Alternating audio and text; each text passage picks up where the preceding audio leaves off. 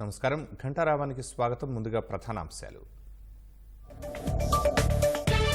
ఓట్ల లెక్కింపుపై సీఈఓ ముఖేష్ కుమార్ మీనా సమీక్ష. ఏర్పాట్లు, భద్రతపై జిల్లా అధికారులకు మార్గనిర్దేశం.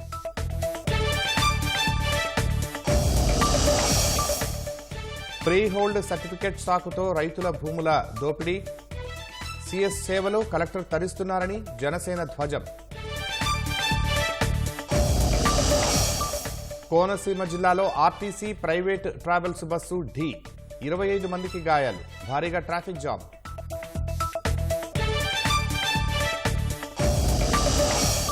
సిక్కిం, అరుణాచల్ ప్రదేశ్లో అధికార పార్టీల హవా. మెజార్టీ స్థానాల్లో దూసుకుపోతున్న SKM, Bhajapa.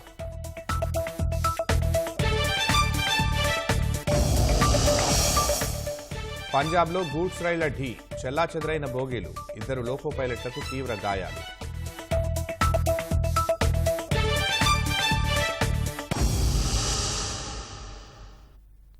Free hold certificate సాకుగా చూపించి విశాఖ చుట్టుపక్కల విలువైన భూములను దోచేశారని జనసేన నాయకుడు మూర్తి యాదవ్ ఆరోపించారు. రైతులను బెదిరించి సీఎస్ జవహర్ రెడ్డి బినామీలు రాయించుకున్నారని, ఈ కుట్రలో జిల్లా కలెక్టర్ కూడా భాగస్వామి అని విమర్శించారు. దీనికి సంబంధించిన ఆధారాలను మూర్తి యాదవ్ బయటపెట్టారు. కొన్ని వేల ఎకరాలు ఉత్తరాంధ్రలో ఎసైడ్ భూములు దోపిడీ గురవుతూ ఉన్నాయి. అమాయక రైతుల దగ్గర నుంచి దోచుకుంటున్నారు అని చెప్పి చేస్తున్నా కానీ డాక్టర్ కెఎస్ జవహర్ రెడ్డి గారు ఇప్పటికీ కూడా స్పందించకపోవడం అనేకమైనటువంటి అనుమానాలు తావిస్తా ఉంది.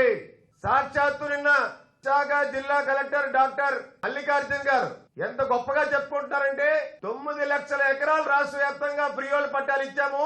596 జీవో ఆధారంగా నేను ఇచ్చింది కేవలం 702 పట్టాలు మాత్రమే అని చెప్పి బాహాటంగా చెప్పడం అంటే దాన్ని బట్టి అర్థమవుతా ఉంది ఎన్ని లక్షల కోట్ల కుంభకోణం జరిగిందో దీన్ని బట్టి అర్థమవుతా ఉంది. రాజధాని పేరుతో, భోగాపురం ఎయిర్పోర్ట్ పేరుతో చుట్టుపక్కల విశాఖ జిల్లాలో చుట్టుపక్కల భూములు, పేదల భూముల్ని కాపాడుతున్నటువంటి కలెక్టరు, పేదల భూములు కస్టోడీ ఉన్నటువంటి చీఫ్ సెక్రటరీ జవహర్ రెడ్డి గారు వీళ్ళకి ఫ్రీ హోల్డ్ పట్టాలు ఇచ్చామని చెప్పి, చట్టపరంగా మేము చేశామని చెప్పి సాక్షాత్తు ఒక ఐఏఎస్ అధికారి చెప్పడం అంటే దీన్ని బట్టి అర్థమవుతా ఉంది ఎన్ని లక్షల కోట్ల కుంభకోణం జరిగిందో. ఈ 596 జీవో మీద మాకు ఇవాళ అనేకమైన అనుమానాలు ఉన్నాయి. డాక్టర్ కెఎస్ జవహర్ రెడ్డి బినామీ అయినటువంటి సూర్యరెడ్డి, త్రిలోకు, సుభాష్లు సగం భూమిని ఫ్రీ హోల్డ్ సర్టిఫికెట్ తీసుకురావడానికి రాయించేసుకున్నారు. మా దగ్గర ఆధారాలున్నాయి. గండిగుండం సర్వే నంబర్ 271/8 లో కరకాన చిన్నలు వీళ్ళకి ఎకరం 1 సెంటు ఉంది వీళ్ళ పేరు మీద. వీళ్ళ భూమి అమ్మమంటే వాళ్ళని భయపెట్టి సగం భూమిని ఫ్రీ హోల్డ్ సర్టిఫికేట్ రప్పించేదానికి రాయించుకున్నారు.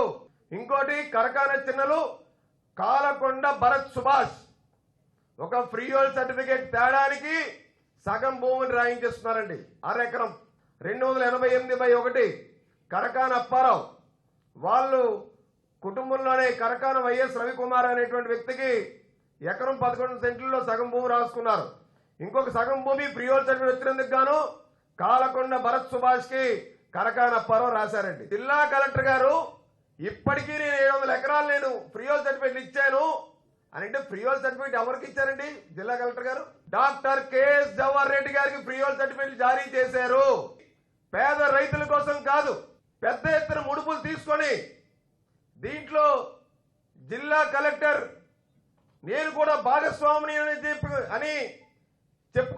నిన్న చెప్పకనే మిగతా భూములు కూడా రాయించుకున్న తర్వాతే మళ్ళీ మొన్న ఎలక్షన్ కూడా నియమాలు ఉంటుండగా 26వ తారీఖున అదే రామవరం విలేజ్ కి వీళ్ళు మళ్ళీ ఫ్రీ హోల్డ్ సర్టిఫికేట్లు జారీ చేశారు.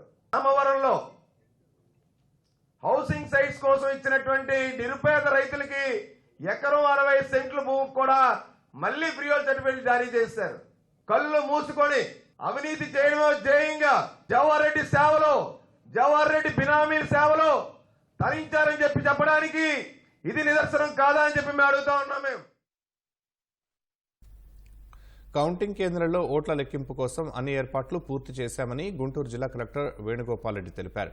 ముందుగా పోస్టల్ బ్యాలెట్లు లెక్కింపు ప్రారంభిస్తామని వెల్లడించారు. ఎన్నికల్లో పోటీ చేసిన అభ్యర్థులు వివాదరహితులైన ఏజెంట్లను ఎంపిక చేసుకోవాలని సూచించారు. ఈ నెల 4న తాడికొండ నియోజకవర్గం ఎన్నికల ఫలితం ముందుగా వెలువడనుందని తెలియజేశారు. ఓట్ల లెక్కింపు కేంద్రం వద్ద శాంతి భద్రతల సమస్య తలెత్తకుండా 3 అంచెల పటిష్ట భద్రత ఏర్పాట్లు చేశామంటున్న కలెక్టర్ వేణుగోపాల్ రెడ్డితో మా ప్రతినిధి చంద్రశేఖర్ ముఖాముఖి. ఈ నెల 4వ తేదీన జరిగినటువంటి సార్వత్రిక ఎన్నికల ఓట్ల లెక్కింపై మాట్లాడక మనతో పాటు గుంటూరు జిల్లా ఎన్నికల అధికారి అలాగే కలెక్టర్ వేణుగోపాల్ రెడ్డి గారు ఉన్నారు. సార్, ఎట్లా ఈ కౌంటింగ్ సంబంధించి ఎలాంటి ఏర్పాట్లు చేస్తున్నాము, ఎంతమంది సిబ్బంది దీనికోసం మనం వినియోగిస్తున్నాం? మనకి ఆచార్య నాగార్జున యూనివర్సిటీలో గుంటూరు జిల్లాకు సంబంధించిన గుంటూరు పార్లమెంటు నియోజకవర్గానికి అలానే 7 అసెంబ్లీ నియోజకవర్గాలకి ఇక్కడ కౌంటింగ్ జరుగుతుంది. దీనికి సంబంధించి ఇప్పటికే 1075 మందికి ఇప్పటికే ట్రైనింగ్లు ఇచ్చాము. కౌంటింగ్ హాల్స్ అన్నీ కూడా మనకి స్ట్రాంగ్ రూమ్స్ పక్కనే ఉన్నాయి. ఇప్పటికే స్ట్రాంగ్ రూమ్స్ మీరు చూస్తే 3 టైర్ సెక్యూరిటీ అరేంజ్మెంట్స్ అన్నీ కూడా చేస్తున్నాం. వాటిని కంటెస్టింగ్ క్యాండిడేట్లను కూడా మనం తీసుకొని వెళ్ళి ఆ అరేంజ్మెంట్స్ అవన్నీ కూడా చూపెట్టడం జరిగింది. ఈ ఓట్ల ప్రాసెస్ ఎలా ఉండబోతుంది అంటే ప్రతి నియోజకవర్గం కూడా టేబుల్స్ సంఖ్య ఎందుకు మారిపోతుంది కదా, సో ఫలితాలు త్వరగా వెల్లడించేందుకు ఎలాంటి చర్యలు తీసుకున్నారు? మనకి అసెంబ్లీ కానీ లేదా పార్లమెంటుకు సంబంధించి కానీ ఈవీఎం కౌంటింగ్కి అసెంబ్లీ నియోజకవర్గానికి ఒక హాల్లోను, పార్లమెంటు సెగ్మెంట్కి ఇంకొక హాల్లోను ఓట్ల లెక్కింపు, ఈవీఎం ఓట్ల లెక్కింపు జరుగుతుంది. సో ఇవి అన్ని రూముల్లో కూడా అన్ని హాల్స్లో మనం 14 టేబుల్స్ వేయడం జరిగింది. ఒక్కొక్క రౌండ్ అంటే 14 టేబుల్స్లో వచ్చేటటువంటి అంటే 14 పోలింగ్ కేంద్రాల్లో వచ్చే ఓట్లని ఒక రౌండ్గా మనం లెక్కిస్తాము ఈవీఎం సంబంధించి. అట్లానే పోస్టల్ బ్యాలెట్ సంబంధించి మనకి కాన్స్టిట్యున్సీలో వచ్చినటువంటి పోస్టల్ బ్యాలెట్ను బేస్ చేసుకొని 3, 4, 5 టేబుల్స్ వాటికి అదనంగా కూడా అరేంజ్ చేయడం జరిగింది. పార్లమెంట్కి వచ్చేటప్పటికి మనం 14 టేబుల్స్ అదనంగా అరేంజ్ చేసాం, ఆర్ఓ టేబుల్ కాకుండా. సో కాబట్టి ఈ టేబుల్స్ అన్నిటి దగ్గర మొట్టమొదట స్ట్రాంగ్ రూమ్స్ ఓపెన్ చేసి 8 గంటలకల్లా మొట్టమొదట పోస్టల్ బ్యాలెట్ కౌంటింగ్ మొదలవుతుంది. Postal ballot count half an hour అయిన తర్వాత దెన్ ఈవీఎం కౌంట్ స్టార్ట్ అవుతుంది. పోస్టల్ బ్యాలెట్ జరుగుతూ ఉంటుంది. సో దెన్ ఈలోపు ఈవీఎం స్టార్ట్ అవుతుంది. ఈవీఎం కౌంటింగ్ స్టార్ట్ అయిన తర్వాత మేము ఎక్స్పెక్ట్ చేస్తున్నది ఏంటంటే హాఫ్ అన్ అవర్కి ఒక రౌండ్ వస్తాయి. తర్వాత ఇంకా కొంత స్పీడ్ కూడా అయ్యి 20 మినిట్స్ 25 మినిట్స్కి ఒక్కొక్క రౌండ్ వస్తుంది అనుకుంటున్నాం. ఆఫ్టర్నూన్ కల్లా పోస్టల్ బ్యాలెట్స్ కూడా తాడికొండ, దెన్ పొన్నూరు, తెనాలి ఇట్లాంటి పోస్టల్ బ్యాలెట్స్ కూడా ఆ టయానికి మధ్యాహ్నం 1 గంటకి 2 గంటలకి అయిపోతాయని చెప్పి ప్లాన్ చేసడం జరిగింది. సో ఏదైనా కూడా మొట్టమొదట మనకున్న తక్కువ రౌండ్స్ కాబట్టి తాడికొండ 18 రౌండ్లు ఉన్నాయి, 10 కంటెస్టింగ్ క్యాండిడేట్స్ కాబట్టి అక్కడ క్విక్గా మనకి అవుతుందని అనుకుంటున్నాం. కౌంటింగ్ ఏజెంట్లకు సంబంధించి ఎలాంటి గైడ్లైన్స్ ఫామ్ చేశారు? వాళ్ళకి సంబంధించి అవగాహన కార్యక్రమం కూడా చేపట్టినట్టుగా ఉంది కదా. ఇప్పటికే ఎలక్షన్ కమిషన్ మార్గదర్శకాల ప్రకారం వారికి అందరికీ కూడా తెలియజేయడం జరిగింది. వారు 18 సంవత్సరాల నిండి సెక్యూరిటీ కవర్ లేని ఎవరినైనా సరే నియమించుకోవచ్చు. దాంట్లో వారికి సంబంధించిన యాంటిసిడెంట్స్ వెరిఫికేషన్లు కానీ ఇట్లాంటివి ఏవీ లేవు. సో స్పష్టంగా వారికి ఎవరికైతే బెటర్ అవగాహన ఉంది ఈ ప్రాసెస్ మీద, ఎవరైతే అక్కడ కొంచెం ఓపిక్గా ప్రాసెస్ చూసుకోగలరు అట్లాంటి వాళ్ళని పెట్టుకోమని చెప్పాం. సాఫీగా కౌంటింగ్ ఏజెంట్లు, కౌంటింగ్ సిబ్బందికి కోఆర్డినేషన్ ఇది ఉంటుంది.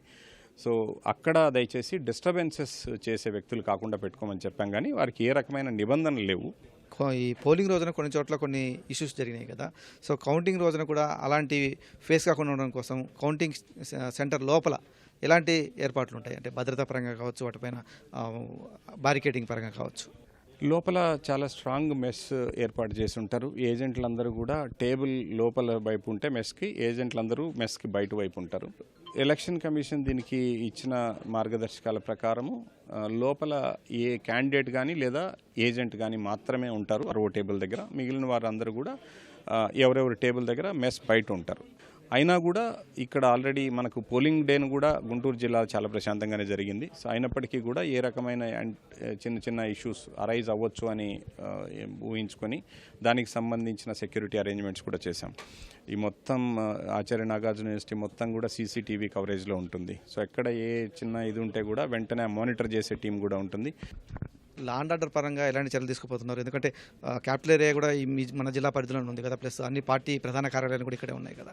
స్పెషల్గా కూడా కొంత సెక్యూరిటీ ఫోర్స్ ఇవ్వడం జరిగింది. ఆ ఫోర్స్ని దృష్టిలో పెట్టుకొని ప్రధానమైన కార్యాలయాలు కానీ, హైవే ఇక్కడ బైపాస్ దిగే దగ్గర నుంచి కానీ, ఎంటైర్ ఆచార్య నాగార్జున యూనివర్సిటీ, అట్లానే కొన్ని గ్రామాలు ఎక్కడైతే మనకు కొంచెం సెన్సిటివ్ అనుకున్నామో వాటన్నిటినీ కూడా పూర్తి సెక్యూరిటీ కవర్లో పెట్టి వాచ్ చేయడం జరుగుతుంది. కౌంటింగ్ సంబంధించి ఎన్నికల అధికారులు చేస్తున్న ఏర్పాట్లు. కెమెరామెన్ నాగేంద్రతో పూర్ణచంద్రశేఖర్, ఈటీవీ న్యూస్, గుంటూరు. రాయచోటిలోని సాయి ఇంజనీరింగ్ కళాశాలలో ఏర్పాట్లు చేశామని అన్నమయ్య జిల్లా కలెక్టర్ అభిషిక్త్ కిషోర్ వెల్లడించారు. లెక్కింపుపై సిబ్బందికి తగిన శిక్షణ ఇచ్చామన్నారు. 4వ తేదీ ఉదయం 8 గంటలకు లెక్కింపు ప్రారంభం కానుండగా అన్ని పార్టీల ఏజెంట్లు ఉదయం 6 గంటలకే కౌంటింగ్ కేంద్రాలకు చేరుకోవాలని సూచించారు. మొత్తం 6 అసెంబ్లీ కాన్స్టిట్యున్సీస్కి అలాగే గుంటూరు జిల్లాలో కౌంటింగ్ అనేది టేకప్ చేస్తారు. ఈ 12 కౌంటింగ్ హాల్సే కాకుండా మనం పోస్టల్ బ్యాలెట్ కోసము, పార్లమెంట్ పోస్టల్ బ్యాలెట్ కోసము separating ground floor, first floor and second ఫ్లోర్లో మనం ఏర్పాటు చేసుకోవడం జరిగింది. ఒక ప్రాసెస్ ఏదైతే ఉందో ఈ ప్రాసెస్ని ఫాలో చేయాల్సిన అవసరం ఉంది. ఒక ఆరు వచ్చి మాట్లాడి కౌంటింగ్ హాల్లో రిటర్నింగ్ ఆఫీసర్ యొక్క డెసిషన్ ఇస్ ఫైనల్. ఆ డెసిషన్ ఛాలెంజ్ చేయాలంటే డిస్ట్రిక్ట్ ఎలక్షన్ ఆఫీసర్ కూడా ఎటువంటి అథారిటీ ఉండదు. సో ఆర్ఓ డెసిషన్ ఫైల్ అయిన తర్వాత కూడా ఇష్యూ చేయడానికి ఎవరైనా క్రియేట్ చేస్తే మాత్రం చాలా స్టర్న్ గా యాక్షన్ తీసుకోవడం జరుగుతుంది. ఇది కాకుండా అక్కడ ఎవరైనా ఇన్సిడెంట్స్ క్రియేట్ చేస్తే మాత్రం ఇమీడియట్ గా వాళ్ళని ఆర్ఓ ఆర్డర్స్ చేత వాళ్ళని ఆ కౌంటింగ్ హాల్ నుంచి రిమూవ్ చేయించడం జరుగుతుంది. రిమూవ్ చేయించి మళ్ళీ బయట కౌంటింగ్ హాల్ బయట, కౌంటింగ్ వెన్యూ బయట వదలడం కాకుండా వాళ్ళని కౌంటింగ్ ప్రాసెస్ మొత్తం కంప్లీట్ అయ్యేంత వరకు they will be kept in lockup. వాళ్ళు ఎటువంటి law and order situation create చేయకుండా కౌంటింగ్ ప్రాసెస్ అంతా కంప్లీట్ అయ్యేంత వరకు వాళ్ళని లాకప్ లో పెట్టడం జరుగుతుంది. This is very important. So ఈ విషయం కౌంటింగ్ ఏజెంట్స్ అలాగే వచ్చే క్యాండిడేట్స్ వీళ్ళందరూ గమనించి వాళ్ళ ఏజెంట్స్ ని వాళ్ళు కూడా గైడ్ చేసి ఇటువంటి అవాంఛనీయ సంఘటనలు మన కౌంటింగ్ వెన్యూలో జరగకుండా చూసుకోవాలని చెప్పి మీ తరఫున అందరినీ రిక్వెస్ట్ చేస్తున్నాం.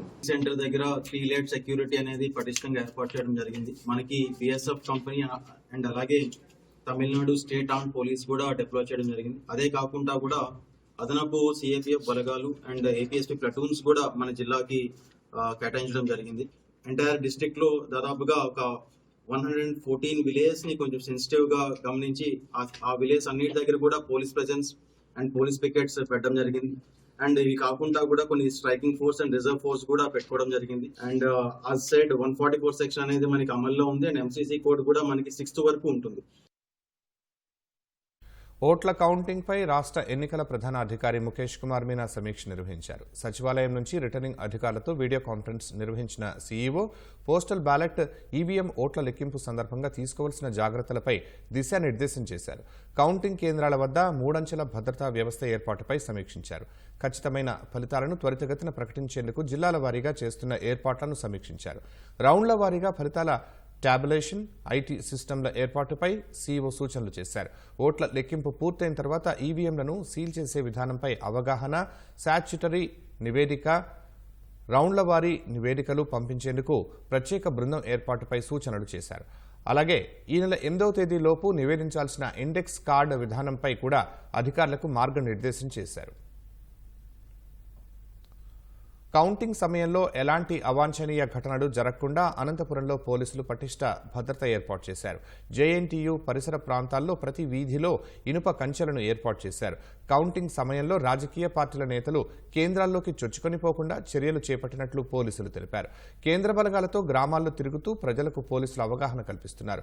అనుమతి ఉన్నవారిని మాత్రమే కౌంటింగ్ కేంద్రంలోకి పంపిస్తామని పోలీసులు స్పష్టం చేశారు. హక్కుల కోసం పోరాడే ఉద్యోగులను రాష్ట్ర ప్రభుత్వం తీవ్రవాదుల్లా చూడటం దారుణమని ఉద్యోగ ఉపాధ్యాయ సంఘాల ఐక్యవేదిక చైర్మన్ సూర్యనారాయణ ఆగ్రహం వ్యక్తం చేశారు. ఇటీవల ఉద్యోగ విరమణ చేసిన ప్రభుత్వ ఉద్యోగుల సంఘం నేత ఇప్పిలి నారాయణరావు సన్మాన కార్యక్రమం, సంఘం నూతన కమిటీ ఎన్నిక కోసం శ్రీకాకుళంలోని ఓ హోటల్లో సమావేశం ఏర్పాటు చేశారు. ఈ విషయం తెలిసి అక్కడికి వచ్చిన పోలీసులు సమావేశాన్ని అడ్డుకున్నారు. బలవంతంగా విద్యుత్ సరఫరా నిలిపివేశారు. ఈ క్రమంలో ఉద్యోగ సంఘం నాయకులకు పోలీసులకు మధ్య వాగ్వాదం జరిగింది. ఆ తర్వాత సెల్ ఫోన్ లైట్ల వెలుగులోనే సమావేశాన్ని నిర్వహిస్తూ ఉండగా బయట నుంచి ఉద్యోగులు హోటల్లోకి రాకుండా పోలీసులు అడ్డుకున్నారు. దీనిపై నిరసన చేపట్టిన ఉద్యోగులు ప్రభుత్వానికి వ్యతిరేకంగా నినాదాలు చేశారు. పోలీసుల తీరును ఖండిస్తూ రోడ్డుపైనే రిటైర్డ్ ఉద్యోగి నారాయణరావుకు సన్మానం చేశారు. ఉద్యోగుల సమస్యల మీద, పరిష్కారాల మీద అంతర్గతంగా చర్చించుకుంటూ అందులో భాగంగా ఈ జిల్లా అధ్యక్షులుగా ఉన్నటువంటి ఇప్పిలి నారాయణరావు గారు నిన్న రిటైర్ అయిన సందర్భంగా వారికి సత్కరించుకోవాలని మేము ఇన్ హౌస్ మీటింగ్ ఏర్పాటు చేసుకుని రాజకీయ నాయకులకు కానీ ఎవరికి ప్రవేశం లేదని బయట బ్యానర్ కూడా పెట్టి ఎటువంటి రాజకీయ ఉపన్యాసాలు కానీ మోడల్ కోడ్కి విరుద్ధంగా ఎటువంటి చర్యలు చేపట్టకుండా మేము సమావేశం జరుపుకోవాలని ప్రయత్నిస్తే దాన్ని పోలీసులు అనధికారికంగా ఆ ఎస్ఐ గారు దుర్మార్గంగా హోటల్ మేనేజ్మెంట్ని బెదిరించి మా సమావేశాల నుంచి హోటల్ వాళ్ళు డోర్లు మూసేసే పరిస్థితి, లైట్లు ఆపేసే పరిస్థితి, చీకటి చేసేశారు. ఈనాడు ఈ రాష్ట్రంలో రాజ్యాంగం ఉందా, పౌర హక్కులు ఉన్నాయా, ఉద్యోగులు క్లోజ్డ్ డోర్లో రిటైర్ అయిన ఉద్యోగి సన్మానం కూడా చేసుకోకూడదా?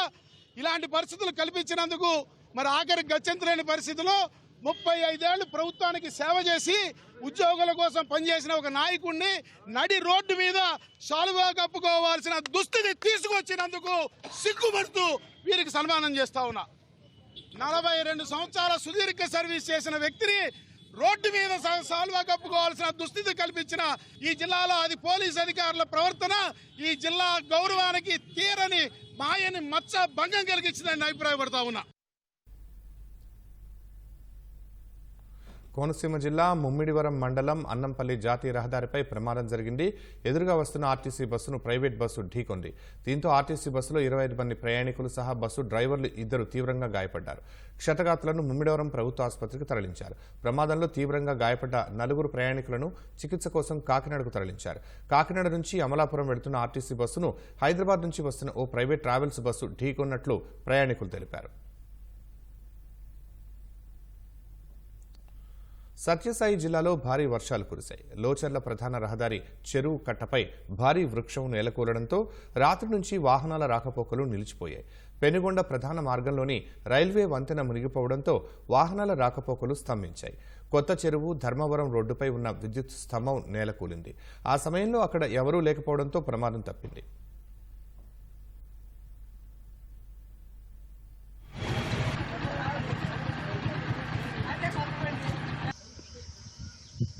కురిసిన భారీ వర్షాలకు కొత్త చెరువు ఉంది పెనగొండకు వెళ్లే మెయిన్ రోడ్లో లోచర్ల కట్ట మీద చింత చెట్టు ఒకటి పడి రోడ్డుకు అడ్డంగా నిలిచిపోయింది.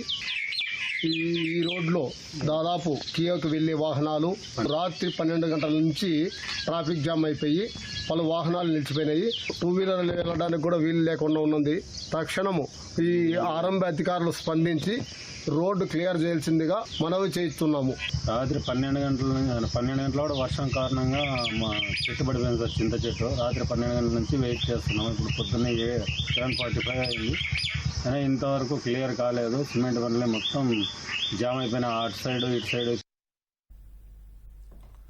అన్నమయ్య జిల్లా పుల్లంపేట మండలం వత్తలూరులో శనివారం రాత్రి పిడుగుపాటుకు పూరిల్లు దగ్ధమైంది. ఇంట్లో ఉన్నవారు ప్రాణాలతో బయటపడ్డారు. అయితే ఇంట్లో ఉన్న డబ్బులు మంటల్లో కాలిపోయిందంటూ బాధిత కుటుంబం ఆవేదన వ్యక్తం చేసింది.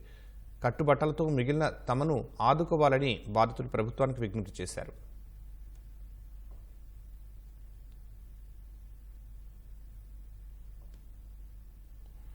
ఎన్డీఏకి అనుకూలంగా ఎగ్జిట్ పోల్స్ రావడంతో సిక్కోలు చేనేత కార్మికులు వినూత్నంగా వస్త్రంపై మోదీ చిత్రాన్ని రూపొందించారు. విజయనగరం తెలుగుదేశం ఎంపీ అభ్యర్థి కలిశెట్టి అప్పలనాయుడు సహకారంతో లావేరు గ్రామానికి చెందిన చేనేత కార్మికులు నాగేశ్వరరావు, లక్ష్మీ దంపతులు మోదీ చిత్రాన్ని తీర్చిదిద్దారు. ఢిల్లీలో జరిగే మోదీ ప్రమాణ స్వీకారం సందర్భంగా ఈ వస్త్రాన్ని కానుకగా ఇవ్వనున్నట్లు అప్పలనాయుడు తెలిపారు. చంద్రబాబు, పవన్ కళ్యాణ్, లోకేష్ చిత్రాలతోనూ వస్త్రాలను తయారు చేస్తున్నట్లు వెల్లడించారు. ఎన్డీఏ కూటమి దేశంలో రాష్ట్రంలో ప్రభుత్వం ఏర్పాటవుతుంది. దానికి సంబంధించి చేనేత కార్మికులు దంపతులు ఇద్దరు కూడా గత 15 రోజులుగా శ్రమించి వాళ్ళు మగ్గం పైన నరేంద్ర మోడీ గారికి 3వ ప్రధానమంత్రి అవుతున్న సందర్భంగా అలాగే ఒక మగ్గం మీద వేసిన లఘు చిత్రాన్ని తయారైంది. అలాగే చంద్రబాబు నాయుడు గారు ముఖ్యమంత్రి అవబోతున్నారు, వారికి అభినందిస్తూ ఒకటి. అలాగే వీరికి ఎన్డీఏ కూటమి మద్దతు ఇచ్చిన పవన్ కళ్యాణ్ గారికి, అలాగే తెలుగుదేశం పార్టీ ఎన్డీఏ కూటమి రాష్ట్రం రావడానికి పాదయాత్ర ద్వారా శ్రమించిన నారా లోకేష్ గారికి లఘు చిత్రాలను కూడా చేస్తున్నాం. అవి కూడా త్వరలోనే పూర్తవుతాయి. అవి కూడా చంద్రబాబు నాయుడు గారికి ప్రమాణ స్వీకారానికి వారికి కూడా అందజేస్తున్నాం. ఢిల్లీలో ప్రమాణ స్వీకారానికి మోడీ గారు స్వయంగా ఇల్లు ఇవ్వడానికి మేము సిద్ధమవుతున్నాం. ఈ రోజు చేనేత కార్మికులు వారి అభిమానం ఎన్డీఏ ప్రభుత్వం రావాలని చేనేత కార్మికులు అందరూ కూడా వారిద్దరూ అలాగే వారికి సహాయకులు కూడా ఉన్న వారందరికి కూడా ఎన్డీఏ కూటమి తరఫున వారికి ప్రత్యేక అభినందన తెలియజేసుకుంటున్నాం. సుప్రీంకోర్టు విశ్రాంత ప్రధాన న్యాయమూర్తి జస్టిస్ ఎన్వి రమణ తిరుమల శ్రీ వెంకటేశ్వర స్వామివారిని దర్శించుకున్నారు. వీఐపీ ప్రారంభ విరామ దర్శన సమయంలో స్వామివారి సేవలో పాల్గొన్నారు. తితిదే ఈవో ధర్మారెడ్డి జస్టిస్ రమణకు స్వాగతం పలికి దర్శన ఏర్పాట్లు చేశారు. స్వామివారి దర్శనం తర్వాత రంగనాయకుల మండపంలో పండితులు ఆశీర్వచనం చేసి స్వామివారి తీర్థప్రసాదాలు అందజేశారు.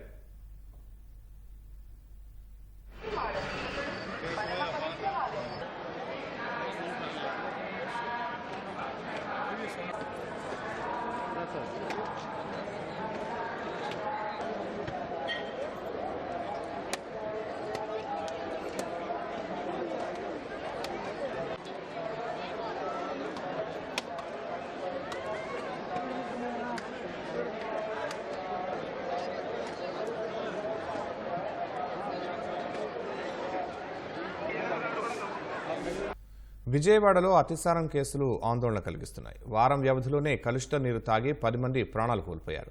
బోరు నీటిని శుద్ధి చేయకుండా నేరుగా కుళాయిల ద్వారా సరఫరా చేయడంతో పాటు మురుగునీటి కాలువల పక్కనున్న పైప్ లైన్లు పగిలి కలుషిత నీరు చేరడం వల్లే అతిసారం వ్యాపించింది.